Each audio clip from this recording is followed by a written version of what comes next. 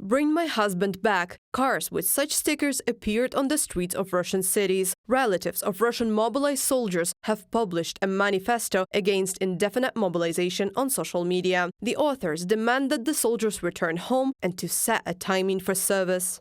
We remember when the president promised that reservists would not be called up, and that only professional volunteers would carry out tasks on the special military operation. And then our loved ones were taken to fight in Ukraine. The promises turned out to be nothing. Many will never return. Mobilization turned out to be a terrible mistake. We were punished for our low obedience.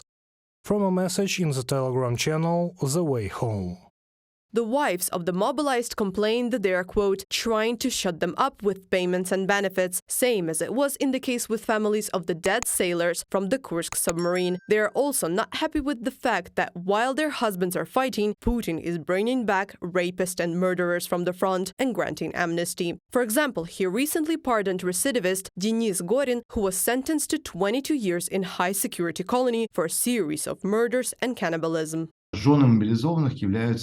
wives of the mobilized are a kind of screen that projects what is actually happening at the front, what is happening in the trenches. And there is decomposition, fatigue, discontent going on there now. And it's just normal for people to want to go home. In Moscow, relatives of mobilized men went to the streets with posters to protest against the indefinite stay of the Russian military at the front. The whole problem is that it turns out that only we are at war, and the rest of the world lives a peaceful life, and maybe they don't now even think about what's going on. Maybe they even try to forget about this war. They send people there, and since the elections are coming up, they may not even want to remember about it now.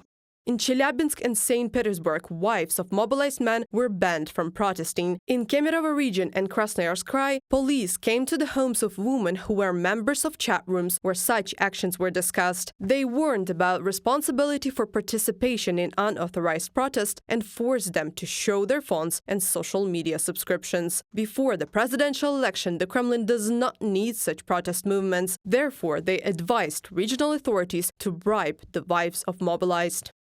The presidential administration has recommended that regional officials extinguish with money the protests of relatives of the mobilized. It was recommended to make the payments as quick as possible and to involve existing public activists in the situation with the mobilized men. From the publication in Verstka.